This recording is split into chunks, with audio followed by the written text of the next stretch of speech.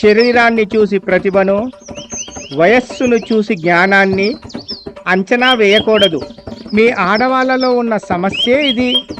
నిజం మీకు తెలియదు, తెలిసిన నిజాన్ని ఒప్పుకోరు. మీరు నమ్మిన దాన్నే నిజమనుకుంటారు.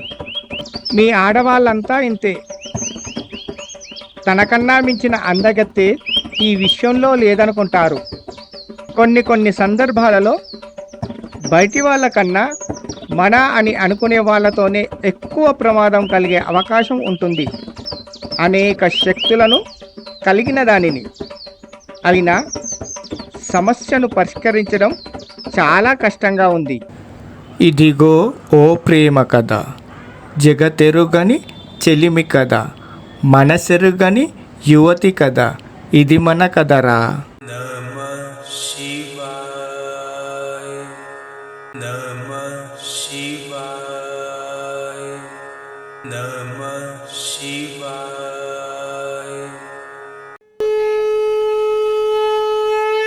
మూర్ఖత్వం కాదు, మూఢత్వం కాదు, ముక్కంటి తత్వం మాది. మేము హిందువులం.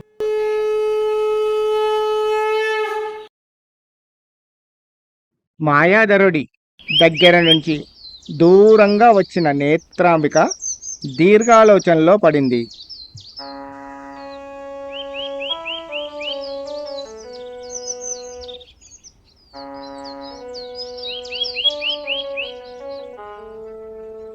అసలు తనకేమైంది? తను మాయాధరుడి దగ్గరకు ఎందుకు వెళ్ళింది? వెళ్ళాక ఏం జరిగి ఉంటుంది? ఆలోచిస్తూ కూర్చుంది నేత్రాంబిక.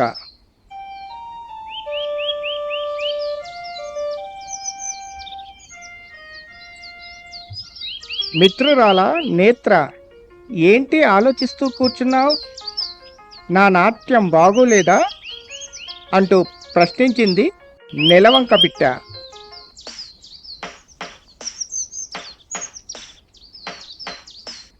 పిట్ట మాటలకు ఉలిక్కిపడి ఆలోచనల్లోంచి బయటకు వచ్చింది నేత్ర. నెలవంక పిట్టను చూసి తడబడుతూ చిరునవ్వు నవ్వింది. నేత్రాంబిక ముఖ కవలికలను గమనించిన నెలవంక పిట్ట, నేత్ర, ఏమైనా సమస్య? ప్రశ్నించింది నేత్రాంబిక వైపు చూస్తూ. అబ్బే, ఏమీ లేదు, ఊరికే అంది తడబడుతున్న గొంతుకతో నేత్రాంబిక.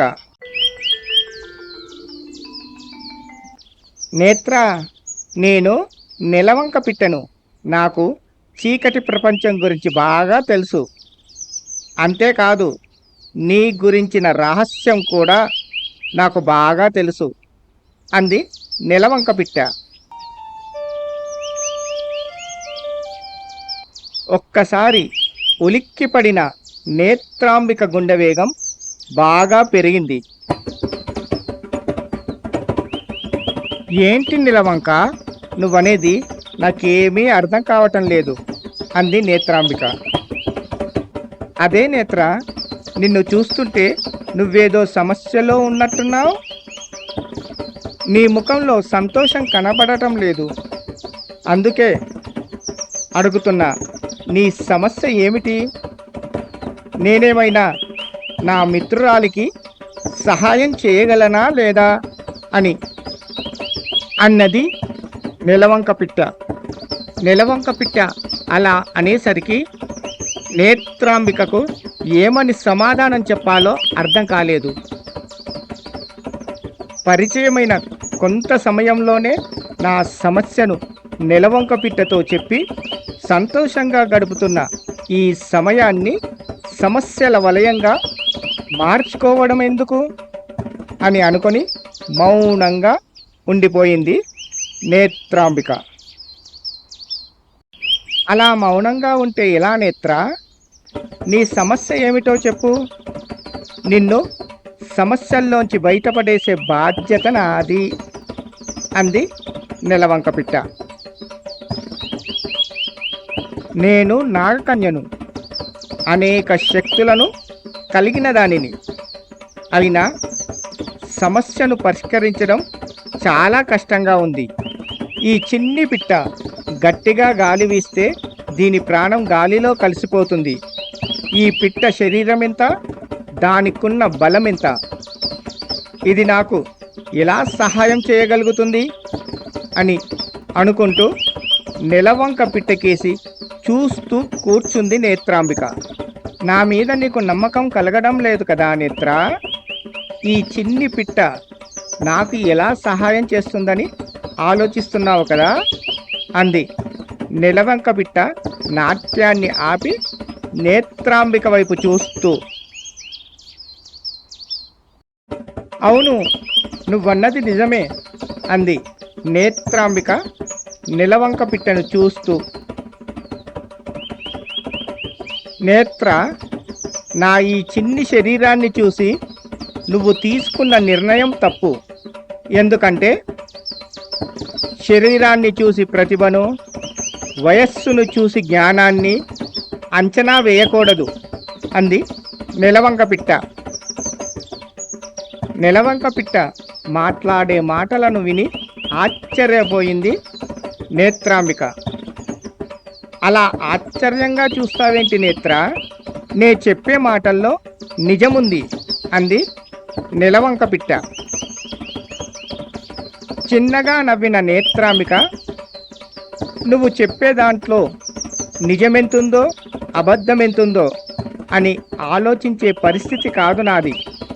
నీతో ఎలా చెప్పాలో కూడా అర్థం కావటం లేదు అంది నేత్రాంబిక. నేత్ర, మనం ఎలాంటి పరిస్థితుల్లో ఉన్నప్పటికీ నిజానిజాలను తెలుసుకోకుండా నిర్ణయం తీసుకోవడం మంచిది కాదు. మనం తీసుకునే నిర్ణయంపైనే మన ఉనికి ఆధారపడి ఉంటుంది. ఒక్కోసారి అనాలోచితంగా తీసుకునే తొందరపాటు నిర్ణయాలు మన జీవిత విధానాన్నే మారుస్తాయి. అలాంటి నిర్ణయాల వలన మన ఉనికికి ప్రమాదం ఏర్పడే అవకాశం ఉంది. కొన్ని సందర్భాలలో బయటి వాళ్ళకన్నా మన అని అనుకునే వాళ్ళతోనే ఎక్కువ ప్రమాదం కలిగే అవకాశం ఉంటుంది అంది నెలవంక పిట్ట. నువ్వు చెప్పే మాటలు వింటుంటే మనస్సుకు ధైర్యం వస్తుంది, కానీ నమ్మకం కలగడం లేదు అంది నేత్రాంబిక. నేత్ర, నిన్ను నమ్మించేందుకు నేను నీతో స్నేహం చెయ్యాలని అనుకోవటం లేదు. చాలా రోజులుగా నిన్ను నేను గమనిస్తున్నాను. నీ వ్యక్తిత్వం నాకు చాలా బాగా నచ్చింది. అందుకే నీతో స్నేహం చెయ్యాలని అనిపించింది. అందుకే ఇక్కడికి వచ్చాను అంది నెలవంక పిట్ట. అంటే నాకు తెలియకుండానే నువ్వు నన్ను వెంబడించావన్నమాట అంది నేత్రాంబిక. నీకు తెలియకుండా నిన్ను వెంబడించానని ఎలా అనుకుంటావు? నీ అభిప్రాయం తప్పు. నేను నీ ముందరే ఉన్నాను. చాలా కాలంగా నీకు కనిపిస్తూ తిరుగుతున్నాను. అయినా నువ్వు నన్ను గమనించలేదు అంది నెలవంక పిట్ట. నువ్వొక పిట్టవి. చెట్ల మీద చాలా రకాల పక్షులుంటాయి. వాటిల్లో నువ్వొక దానివి. అలాంటప్పుడు నువ్వు నన్ను గమనిస్తున్నావని నాకెలా తెలుస్తుంది అంది నేత్రాంబిక. మన చుట్టూ మనకు తెలియకుండానే మనల్ని గమనించేవారు చాలామందే ఉంటారు. కాబట్టి మన నీడను కూడా మనం నమ్మాలంటే ముందు ఆ నీడ మనదేనా కాదా తెలుసుకోవాల్సిన పరిస్థితి అంది నెలవంక పిట్ట. మన నీడ మనమే నమ్మనప్పుడు నిన్నెలా నమ్మాలి అంది నేత్రాంబిక. నేత్ర, నన్ను నమ్మమని చెప్పటం లేదు. నాలాంటి జీవరాశులు ఈ ప్రపంచంలో ఎన్నో ఉన్నాయి. ఏది నిజమో ఏది అబద్ధమో తెలుసుకోవడం నీ వల్ల కాదు. ఎందుకంటే నీకున్న శక్తులతో ఎదుటివారిని జయించగలుగుతావో లేదో నీకే తెలియదు అంది నెలవంక పిట్ట. నా శక్తి గురించి నాకు బాగా తెలుసు. నాతో తలబడి గెలిచేవారు ఈ భూ ప్రపంచంలో ఎవరూ లేరు అంది నేత్ర. అలాంటప్పుడు సమస్య అనేదే ఉండొద్దు కదా. అందరూ నీకు భయపడి నువ్వు చెప్పిందల్లా చెయ్యాలి. మరి నిన్ను చూసి పిచ్చుకనైనా నేనే భయపడటం లేదు. ప్రపంచం ఏం భయపడుతుంది అంది నిలవంక పిట్ట. నన్ను రెచ్చగొట్టే ప్రయత్నం చేయకు నిలవంక. నిప్పుతో చెలగాటమాడి ప్రాణం మీదకు తెచ్చుకోకు అంది నేత్ర నిలవంక పిట్టను చూస్తూ. నేత్ర అలా అనేసరికి గట్టిగా నవ్వింది నిలవంక పిట్ట.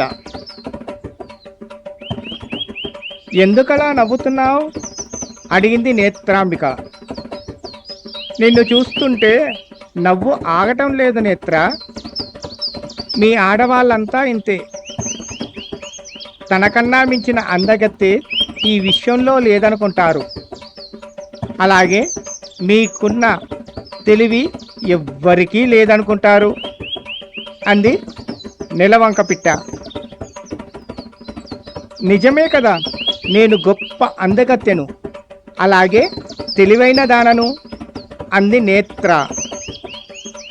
మీ ఆడవాళ్ళలో ఉన్న సమస్యే ఇది. నిజం మీకు తెలియదు. తెలిసినా నిజాన్ని ఒప్పుకోరు. మీరు నమ్మిన దాన్నే నిజమనుకుంటారు అంది నిలవంక పిట్ట. మా ఆడవాళ్లను నువ్వు తక్కువగా అంచనా వేస్తున్నావు అంది నేత్ర. అయితే నేను అడిగిన దానికి సమాధానం చెప్పు అంది నిలవంక పిట్ట. నాకు తెలియని జవాబంటూ లేదు. నువ్వేదడిగినా సమాధానం చెప్తాను అంది నేత్ర. మాయాధరుడి దగ్గరికి వెళ్ళిన నువ్వు అతన్ని చూడగానే మాయలో ఎందుకు పడిపోయావు అడిగింది నిలవంక పిట్ట. నిలవంక పిట్ట అడిగిన ప్రశ్నకు ఏమని సమాధానం చెప్పాలో తెలియని నేత్ర నిలవంక పిట్టను చూస్తూ మౌనంగా ఉండిపోయింది. మానవ లోకం ఇది మాయాజాలం మది గాయపడిన హృది కార్చిన అమూల్య చరితం ఇది.